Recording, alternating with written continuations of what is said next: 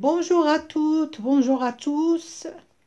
Dans cette vidéo, nous allons appliquer le théorème de Thalès. Donc, nous allons voir des exercices bien sûr, sur le théorème de Thalès. Mais avant de faire ces exercices, je voudrais vous donner là un exercice d'introduction, un exercice préparatoire, parce que en appliquant le théorème de Thalès, direct, bien sûr, le théorème direct, on trouve toujours une proportion A sur B égale C sur D.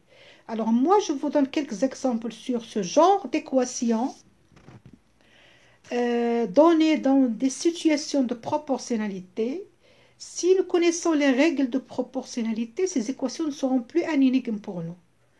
Alors commençons par le premier exemple. Alors, x sur 5 est égal à x moins 1 sur 11. Bien sûr, c'est une proportion A sur B égale C sur D. Alors, première règle de proportionnalité. Alors, l'écriture A sur B égale C sur D, qu'est-ce qu'elle veut dire? Elle veut dire que les nombres A, B, C et D forment une proportionnalité dans cet ordre. Dans cet ordre ici, il est très important. D'abord A, après B, après C, après D. Dans cet ordre. L'ordre ici a d'importance. Je vous donne rapidement un exemple. Si par exemple, 1 kg de tomates vaut 3 dirhams, 3 kg, il vaut bien sûr 9 dirhams. Donc 1 sur 3 est égal à 3 sur 9. Ça, c'est une proportion. Il y a une proportionnalité entre le poids et le prix. Il y a une proportionnalité. Donc, lorsque je dis A sur B égale C sur D, cela veut dire que, regardez bien ici, il y a A, B, C et D. Donc A et B, ils se trouvent à l'extrémité. On les appelle les extrêmes. B et C se trouvent au milieu, on les appelle les moyens. Donc, la première règle, qu'est-ce qu'elle dit? Le produit des extrêmes est égal au produit des moyennes, c'est-à-dire A fois D est égal à B fois C. Voilà la première règle.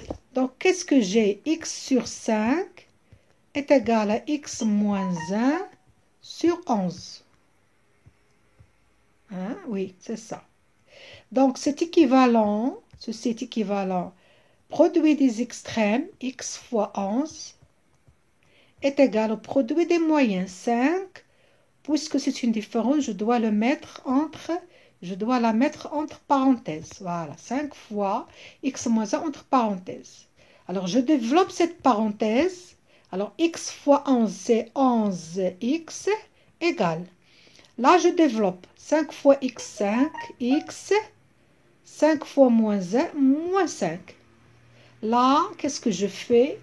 Je mets les inconnus d'un côté et les connus de l'autre côté. Je laisse moins 5 ici, à sa place. Alors, qu'est-ce que j'ai fait? J'ai transmis moins 5 dans le premier membre. J'ai transmis 5x au premier nombre. Bien sûr, j'ai ici plus 5x. Qu'est-ce qu'elle devient? Moins 5. À chaque fois qu'on transmet un nombre d'un côté à l'autre côté, on change son signe. Moins 5, il est resté à sa place, donc je ne vais pas changer son signe. Je continue. Équivalent à 11x moins 5x, c'est 6x, est égal à moins 5. Donc, x égale moins 5 sur 6. Alors, deuxième équation, 3 sur x plus 2 est égal à 4 sur 7. Alors là, attention, on a x au dénominateur. Donc, avant de résoudre cette équation, je dois d'abord mentionner que x plus 2 devait être différent de 0. Ce qui veut dire que x doit être différent de moins 2. Ça s'appelle ensemble de définitions. C'est-à-dire, si nous travaillons dans l'ensemble, par exemple n, l'ensemble des nombres entiers, ou bien dans l'ensemble R, l'ensemble des nombres réels, alors tous les réels sont des solutions, peuvent être des solutions pour cette équation, sauf moins 2. Si jamais on trouve que la solution est égale à moins 2, on dit que l'équation n'a pas de solution, puisque x devait être différent de moins 2. Ça s'appelle l'ensemble de définition de l'équation. On peut l'écrire comme ça, df égale, si on travaille dans l'ensemble des réels, r moins l'élément moins 2, moins l'ensemble qui contient moins 2. Donc tous les nombres réels peuvent être des solutions pour cette équation, sauf le nombre moins 2. Alors, je continue. 3 sur x plus 2 est égal à 4 sur 7. Ceci est équivalent à 3 produit des extrêmes, 3 fois 7, égale produit des moyennes, 4 facteurs de x plus 2. Là aussi, j'ai une somme, je devais le mettre entre parenthèses. Alors, 21 est égal, je développe, 4 fois x plus 4 fois 2 plus 8. Donc, 21, je transmets plus 8, il devient moins 8, égale 4x. Cela veut dire que 13 est égal à 4x. Et là, je voudrais supprimer 4, j'ai multiplié par 1 sur 4. Pour supprimer 4, mais là aussi je dois multiplier par 1 sur 4 parce que j'ai une égalité.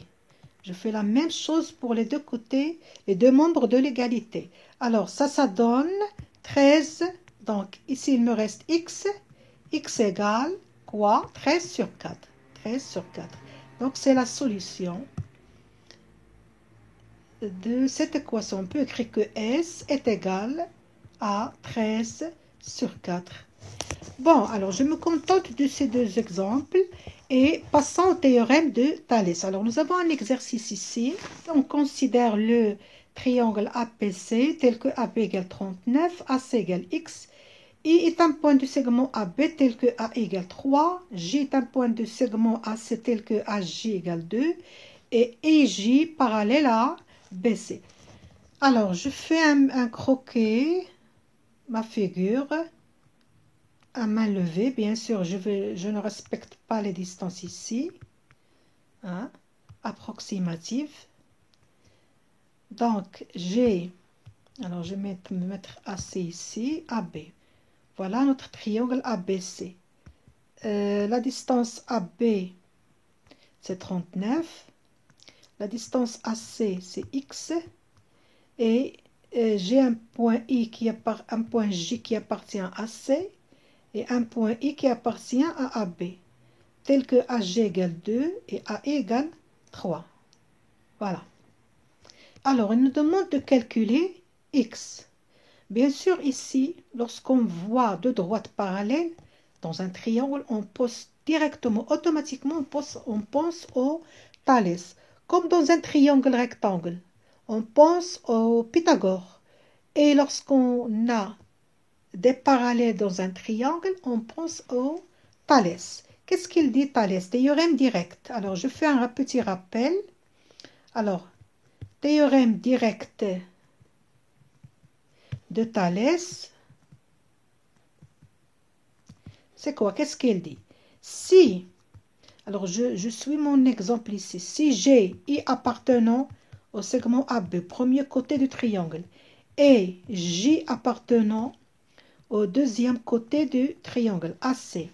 Et si, et là, c'est une condition très, très, très importante. Et si IJ, la droite qui joint ces deux points, I et J, est parallèle au support du troisième côté.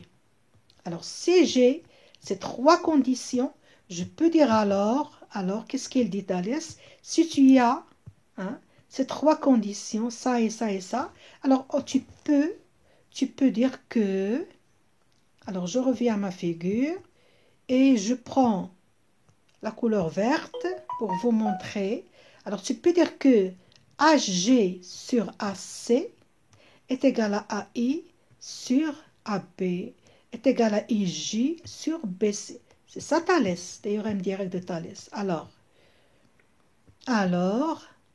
AJ sur AC, le point J il appartient à AC, est égal à AI sur AB, le point I appartient à B, est égal à IJ, hein, je joins ici deux points, sur BC. Voilà. Vous voyez bien que au numérateur, on a les côtés du petit triangle AIJ. Voilà. On a ici deux triangles. On a le triangle AIJ, ce petit triangle, et le grand triangle, ABC. Le triangle ABC, c'est un agrandissement du petit triangle AIJ, ou bien AIJ, c'est une réduction du triangle ABC. Mais les deux triangles, ils se ressemblent. Alors, vous voyez bien, dans les numérateurs, on a les côtés du petit triangle A et J. Et au dénominateur, on a les côtés du triangle ABC. Voilà. C'est ça, Thalès. Alors, moi, j'applique les distances connues. Alors, AJ est égal à 2. AC, c'est X, c'est l'inconnu. AI est égal à 3, AB égale 39. Donc, je n'ai pas besoin de cette troisième égalité, troisième proportion, je n'en ai pas besoin. Alors, je me contente des deux quotients. Alors, là, j'applique, ceci est équivalent à quoi? J'applique ma règle de tout à l'heure. Le produit des extrêmes est égal au produit des moyennes. Alors, x fois 3, hein, x fois 3 est égal à 2 fois 39. Voilà. 2 fois 39. Donc, 3x est égal à 78. Donc, x est égal, je multiplie ici, pour supprimer 3, je multiplie par 1 sur 3. Et là aussi, je multiplie par 1 sur 3. Donc, x égale quoi? X égale 78 sur 3. Est-ce que je peux simplifier ce quotient-là? 8 plus 7, c'est 15. 15, c'est un multiple de 3. Oui. Alors, il est divisible, 78 est divisible par 3. 7 divisé par 3, c'est 2. 18 divisé par 3, c'est 6. Donc, x égale 26. Voilà. On a répondu à notre exercice.